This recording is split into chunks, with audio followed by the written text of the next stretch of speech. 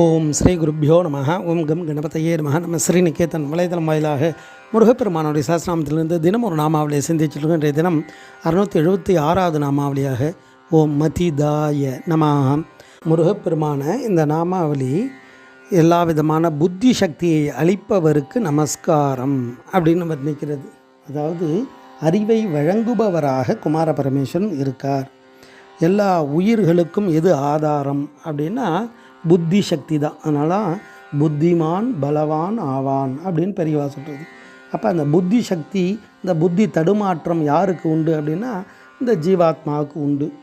அப்போ அந்த மதி அந்த கெடாமல் இறை அருள் பெறணும் அப்படின்னா அந்த மதி தடுமாற்றம் இல்லாமல் இருக்கணும்.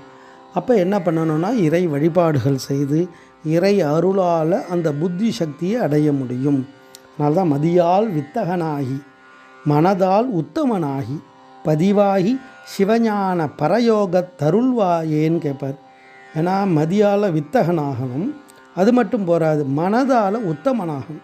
இந்த 2 கண்களும் நன்றாக இருக்கணும். இந்த 2 கண்ணாலையும் முழுமையாக பார்த்தா தான் அதை என்ன காரியத்தை உணர முடியும். அது மாதிரி இறைவனை வணங்கிறதுக்கு புத்தி சக்தி மட்டும் போகாது, மனதில் உத்தம சக்தியும் இருக்கணும், அதாவது சத்தியமும் இருக்கணும். அதனால்தான் சத்தியமாவது சரவண பவவே அப்படின்னுவார்.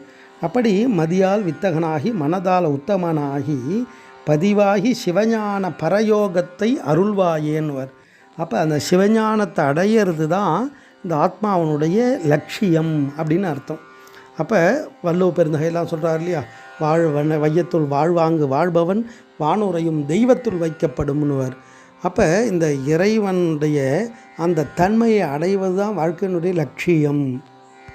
அதனால்தான் இந்த பிறவியே பெரும் கடல்ன்றது. பிறவி பெருங்கடல் நீந்துவார் நீந்தார் இறைவன் அடி சேராதார் அப்படின்னுவார்.